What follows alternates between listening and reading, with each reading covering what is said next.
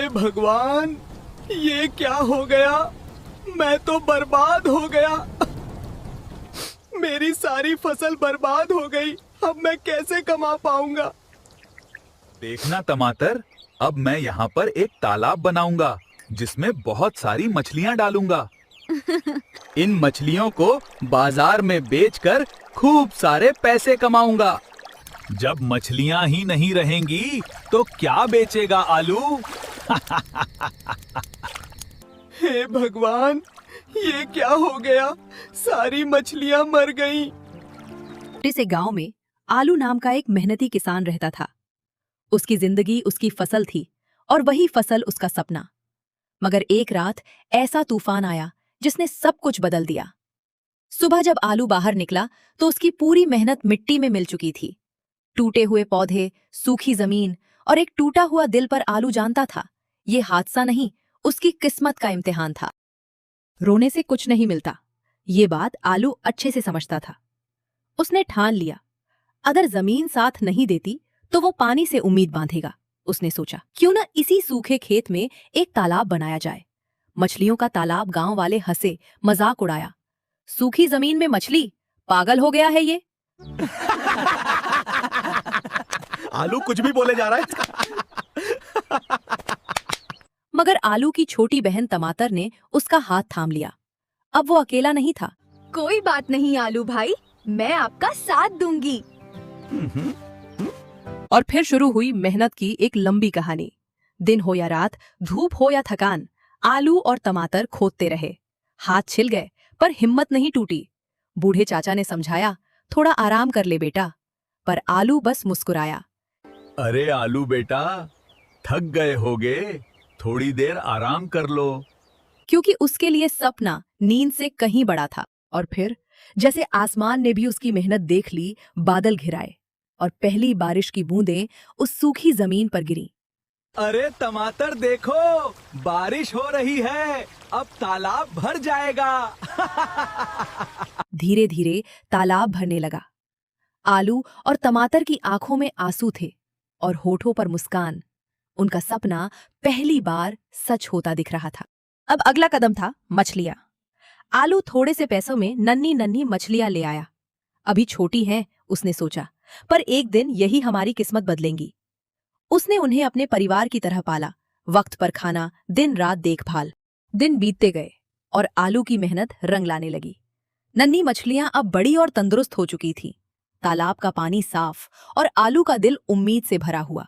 अब वक्त था इन्हें बाजार ले जाने का। बाजार में आलू की ताजी मछली देखते ही लोग खिंचे चले आए। आ जाओ भाइयों, सस्ती और ताजी मछली ले जाओ। इतनी अच्छी क्वालिटी पहली बार देखी, हर कोई यही कहता। देखते ही देखते पूरा गांव आलू से मछली लेने लगा। पहली बार आलू के हाथ में इतने पैसे थे और ये तो बस शुरुआत थी। अरे इतने पैसे, आज तो मजा ही आ गया।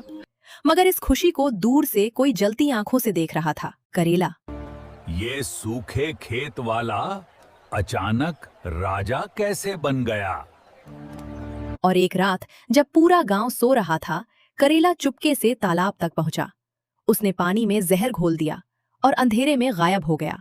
जब मछलियां ही नहीं रहेंगी तो क्या बेचेगा आलू?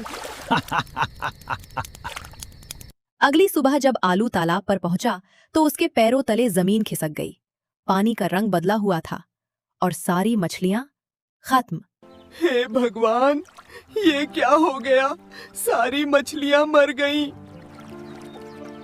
एक ही रात में उसकी महीनों की मेहनत मिट्टी में मिल गई। आलू घुटनों पर गिर पड़ा। ये हादसा नहीं था, किसी ने जानबूझकर किया था। कुछ पल के लिए आलू टूट गया, पर सिर्फ कुछ पल के लिए।